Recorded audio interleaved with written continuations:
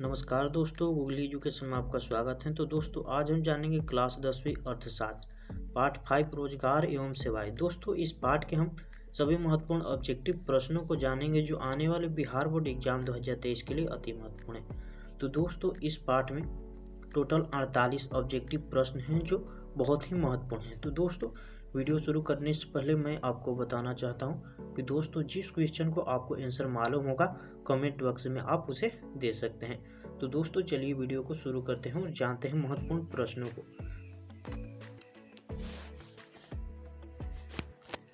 तो हमारा पहला प्रश्न है, इनमें कौन पूर्णतः सरकारी सेवा है।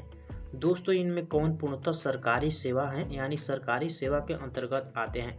तो इसका सही जवाब है ऑप्शन सी, सैन्य सेवा। दोस्तों, सैन्य सेवा सरकारी सेवा के अंतर्गत आते हैं। तो हमारा अगला प्रश्न है प्रश्न 2, कौन सी सेवा सरकारी सेवा है। दोस्तों, कौन सी सेवा सरकारी सेवा के अंतर्गत आता है। तो इसका सही जवाब है ऑप्शन ए, शिक्षा सेवा। दोस्तों, सरकारी सेवा शिक्षा सेवा के अंतर्गत आता है। तो हमारा अगला प्रश्न है प्रश्न 3, सेवा क्षेत्र का निर्माण होता है। दोस्तों, सेवा क्षेत्र का निर्माण होता है। तो इसका सही जवाब है ऑप्शन डी, इनमें से सभी के द्वारा। दोस्तों, परिवहन सेवाओं द्वारा, संचार सेवाओं द्वारा, वाणिज्य सेवाओं द्वारा, इनमें से सभी द्वारा सेवा क्षेत्र का निर्माण होता है। तो हमारा अगला प्रश्न है प्रश्न 4,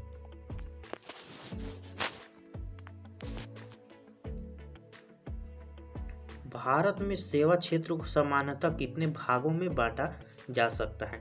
दोस्तों, इस क्वेश्चन को आप हाईलाइट कर ले क्योंकि ये बहुत ही इंपॉर्टेंट है और कई बार एग्जाम में पूछे जा चुके हैं। तो दोस्तों, भारत में सेवा क्षेत्र को सामान्यतः कितने भागों में बांटा जा सकता है। तो इसका सही जवाब है ऑप्शन ए, 2 भागों में। दोस्तों, भारत में सेवा क्षेत्रों को टोटल 2 भागों में बांटा जा सकता है। तो हमारा अगला प्रश्न है प्रश्न 5, सेवा क्षेत्र में शामिल होते हैं। दोस्तों, सेवा क्षेत्र में शामिल होते हैं। तो इसका सही जवाब है ऑप्शन सी, दोनों। दोस्तों, सरकारी क्षेत्र एवं गैर सरकारी क्षेत्र। दोस्तों, सेवा क्षेत्र में गैर सरकारी क्षेत्र एवं सरकारी क्षेत्र दोनों शामिल होते हैं। तो हमारा सी ऑप्शन बिल्कुल सही है। तो हमारा अगला प्रश्न है प्रश्न 6,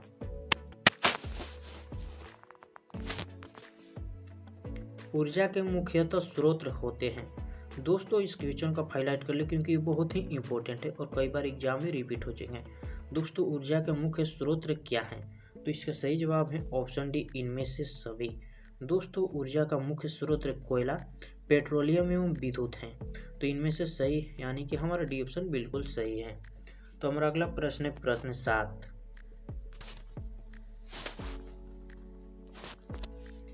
इनमें से कौन सरकारी सेवा के अंतर्गत शामिल किया जा सकता है। दोस्तों, सरकारी सेवा के अंतर्गत शामिल किया जा सकता है। तो इसका सही जवाब है ऑप्शन सी, ए और बी दोनों। दोस्तों, सरकारी सेवा के अंतर्गत शामिल किए जा सकते हैं सैन्य सेवा एवं रेलवे। तो हमारा अगला प्रश्न है प्रश्न 8, वर्तमान समय में सकल घरेलू उत्पाद में सेवा क्षेत्र का योगदान है। दोस्तों, वर्तमान में सकल घरेलू उत्पाद में सेवा क्षेत्र का योगदान है। तो इसका सही जवाब है ऑप्शन बी, 50% से अधिक। दोस्तों, सकल घरेलू उत्पाद, दोस्तों वर्तमान में सकल घरेलू उत्पाद सेवा क्षेत्र में योगदान है तो 50% से अधिक। तो दोस्तों, 50% से अधिक यानी हमारा बी ऑप्शन बिल्कुल सही है। तो हमारा अगला प्रश्न है प्रश्न 9, नरेगा के अंतर्गत ग्रामीण मजदूरों को साल में कम से कम कितने दिनों के लिए रोजगार देने की व्यवस्था है। दोस्तों, नरेगा के अंतर्गत ग्रामीण मजदूरों को साल में कम से कम कितने दिनों के लिए रोजगार देना व्यवस्था है। तो इसका सही जवाब है ऑप्शन ए, 100 दिनों के लिए। तो हमारा ऑप्शन बिल्कुल सही है। तो हमारा अगला प्रश्न है प्रश्न 10, जवाहर रोजगार योजना लागू हुई थी। तो दोस्तों, इस क्वेश्चन को आप हाईलाइट कर ले क्योंकि बहुत ही इंपॉर्टेंट है। दोस्तों, जवाहर रोजगार योजना 1989 को ईस्वी को लागू हुई थी। तो हमारा बी ऑप्शन बिल्कुल सही है। तो तो हमारा अगला प्रश्न है प्रश्न 11।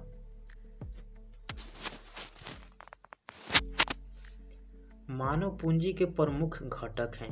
दोस्तों मानव पूंजी के प्रमुख घटक हैं, तो इसका सही जवाब है ऑप्शन डी, इनमें से सभी। दोस्तों मानव पूंजी के प्रमुख घटक इनमें से सभी हैं, यानी कि ज्ञान, कौशल और अनुभव। तो हमारा अगला प्रश्न है प्रश्न 12। महात्मा गांधी राष्ट्रीय रोजगार गारंटी योजना की शुरुआत कब हुई थी? तो दोस्तों इस क्वेश्चन को हाईलाइट कर ले क्योंकि ये बहुत ही इम्पोर्टेंट है। दोस्तों महात्मा गांधी राष्ट्रीय रोजगार गारंटी योजना की शुरुआत कब हुई थी? तो दोस्तों इन चारों ऑप्शनों में से हमारा बी ऑप्शन बिल्कुल सही है। दोस्तों महात्मा गांधी राष्ट्रीय रोजगार गारंटी योजना की शुरुआत 2005 ईस्वी में हुई थी। तो दोस्तों हमारा अगला प्रश्न है प्रश्न 13।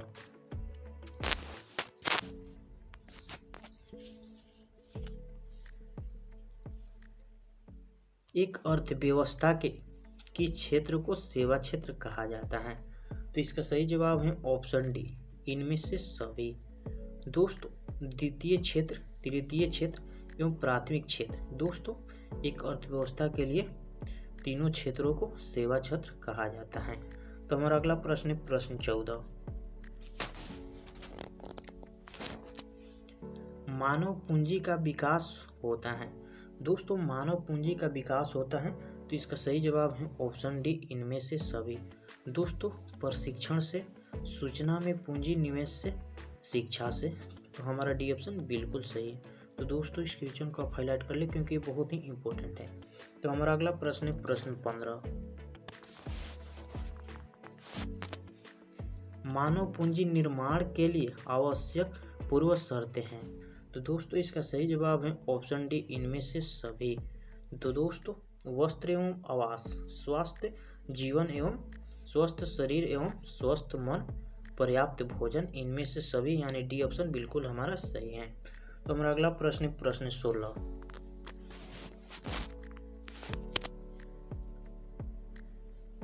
विगत वर्षों में बिहार में किस क्षेत्र का सर्वाधिक विकास हुआ?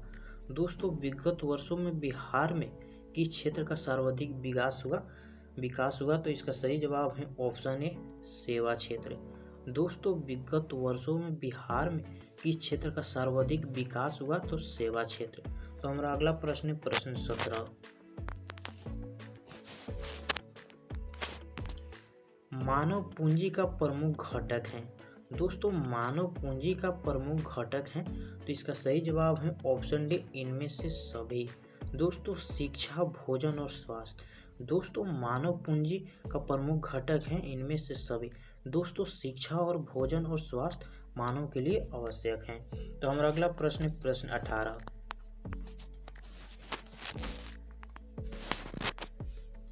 इनमें किसे अग्रणी युवा देश कहा जाता है?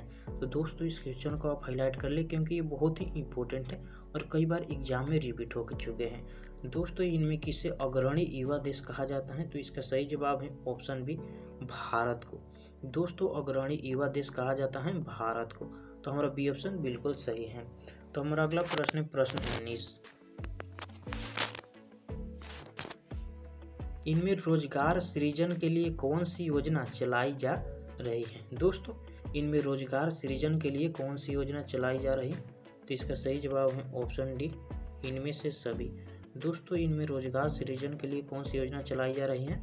तो काम में बदले अनाज, स्वयं सहायता समूह, मनरेगा। तो दोस्तों ये तीनों सेवाएं चलाए जा रहे हैं। तो हमारा अगला प्रश्न है प्रश्न 20।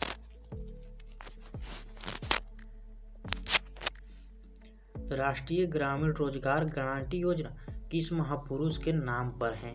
दोस्तों राष्ट्रीय ग्रामीण रोजगार गारंटी योजना किस महापुरुष के नाम पर है? तो इसका सही जवाब है ऑप्शन ए, महात्मा गांधी। दोस्तों राष्ट्रीय ग्रामीण रोजगार गारंटी योजना महात्मा गांधी के नाम पर है। तो हमारा अगला प्रश्न है प्रश्न 21। स्वर्ण जयंती, दोस्तों स्वर्ण जयंती शहरी रोजगार योजना किस वर्ष शुरू की गई थी?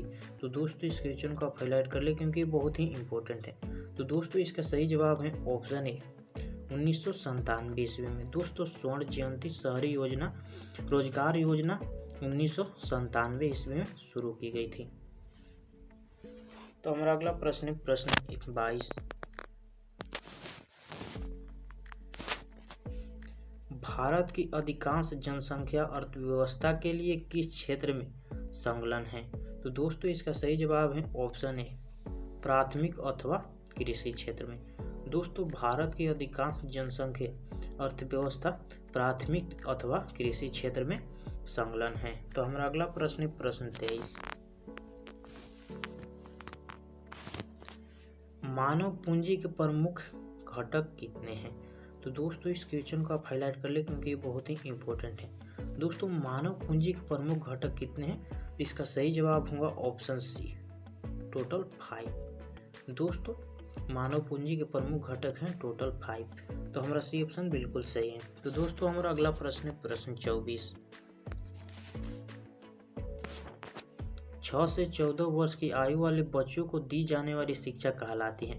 तो दोस्तों इस क्वेश्चन को आप हाईलाइट कर ले क्योंकि ये बहुत ही इंपॉर्टेंट है और कई बार एग्जाम में रिपीट हो चुका है। तो दोस्तों इसका सही जवाब है ऑप्शन ए प्रारंभिक शिक्षा।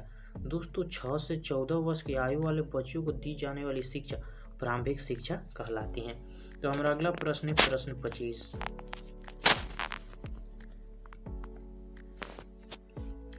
भारत को किस उद्योग के क्षेत्र में अधिक सफलता मिली?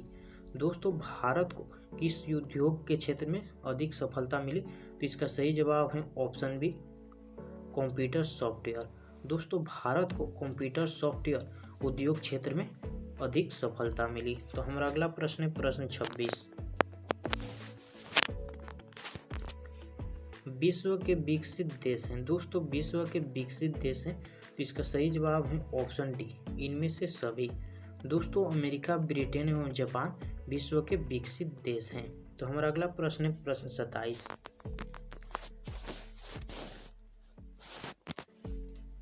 किस क्षेत्र में सर्वाधिक छिपी हुई बेरोजगारी देखने को मिलती है? तो इसका सही जवाब है ऑप्शन ए कृषि। दोस्तों कृषि क्षेत्र में सर्वाधिक छिपी हुई बेरोजगारी देखने को मिलती है। तो दोस्तों इस क्वेश्चन को आप हाईलाइट कर ले क्योंकि ये बहुत ही इंपॉर्टेंट है। तो हमारा अगला प्रश्न है प्रश्न 28।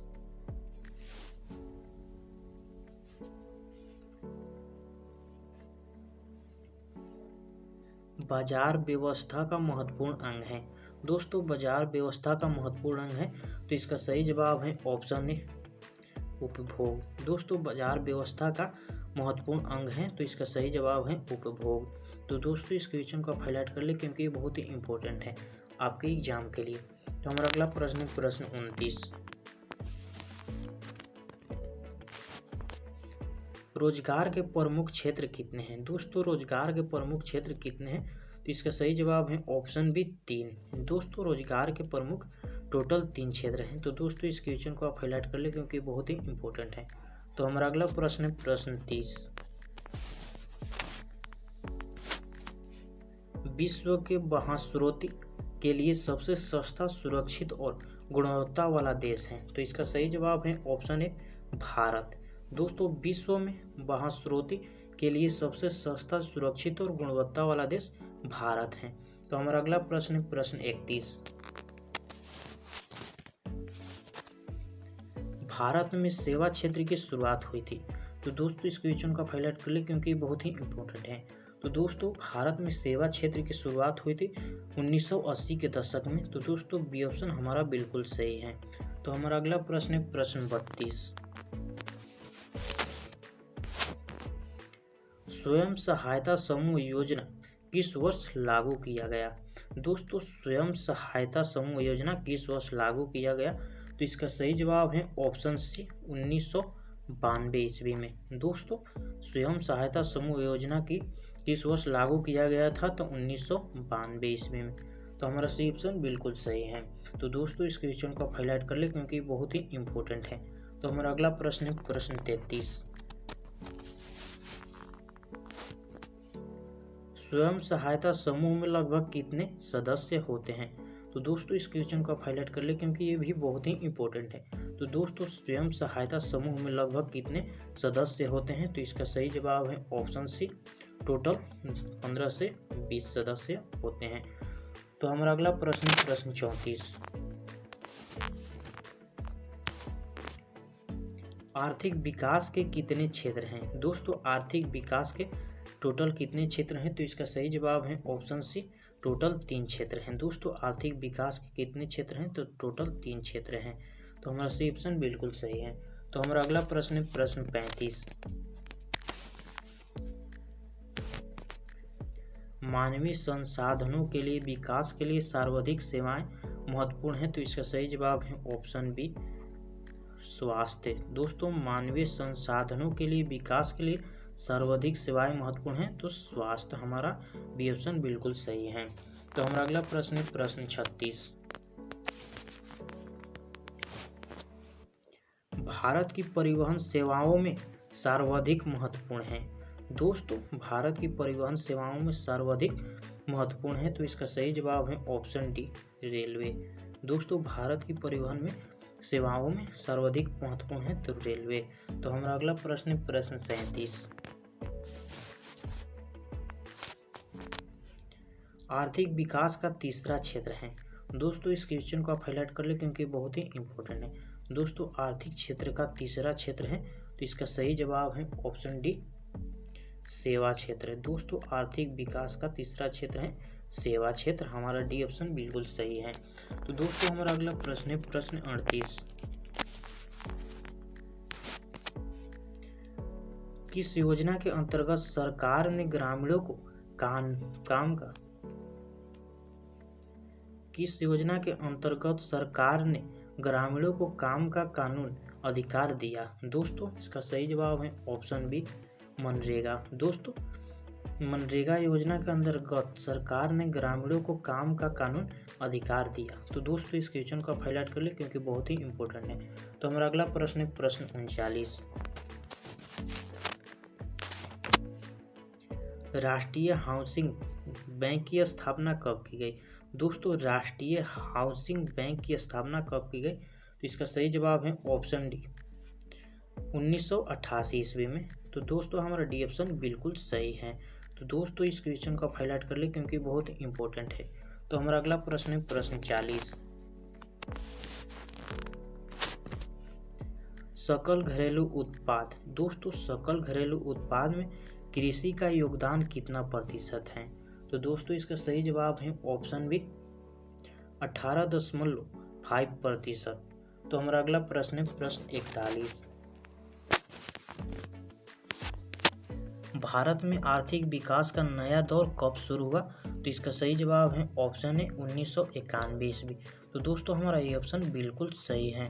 तो दोस्तों हमारा अगला प्रश्न 42, राष्ट्रीय शैक्षिक अनुसंधान और प्रशिक्षण परिषद की स्थापना कब की गई? तो दोस्तों इसका सही जवाब है ऑप्शन सी, 1961 में। दोस्तों राष्ट्रीय शैक्षिक अनुसंधान और प्रशिक्षण परिषद की स्थापना 1961 ईस्वी में की गई। तो हमारा सी ऑप्शन बिल्कुल सही है। तो दोस्तों इस क्वेश्चन को आप हाईलाइट कर ले क्योंकि बहुत ही इंपॉर्टेंट है। तो हमारा अगला प्रश्न 43, निर्मल भारत निर्माण की योजना की शुरुआत किस वर्ष की गई? तो इसका सही जवाब है ऑप्शन सी, 2002 ईस्वी को। दोस्तों निर्मल भारत निर्माण योजना की शुरुआत 2002 ईस्वी को की गई। तो हमारा सी ऑप्शन बिल्कुल सही है। तो हमारा अगला प्रश्न 44,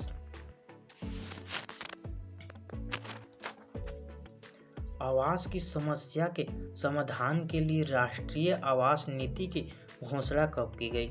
तो इसका सही जवाब है ऑप्शन डी, 1998 ईस्वी में। दोस्तों आवास की समस्या के समाधान के लिए राष्ट्रीय आवास नीति की घोषणा 1998 ईस्वी में की गई। तो हमारा डी ऑप्शन बिल्कुल सही है। तो दोस्तों हमारा अगला प्रश्न 45, विकसित देशों के कार्यबल का अधिकांश भाग कार्यरत रहता है। तो इसका सही जवाब है ऑप्शन सी, सेवा क्षेत्र में। दोस्तों सेवा क्षेत्र में विकसित देशों के कार्यबल अधिकांश भाग कार्यरत रहते हैं।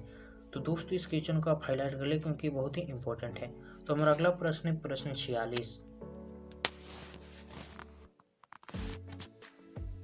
राष्ट्रीय मलेरिया निरोधी कार्यक्रम का मुख्य उद्देश्य क्या है? तो इसका सही जवाब है ऑप्शन डी, मलेरिया तथा उपयुक्त तीनों। दोस्तों कालाजार एवं मलेरिया, मस्तिष्क ज्वर एवं फाइलेरिया एवं मलेरिया। तो दोस्तों हमारा डी ऑप्शन बिल्कुल सही है। तो हमारा अगला प्रश्न 47।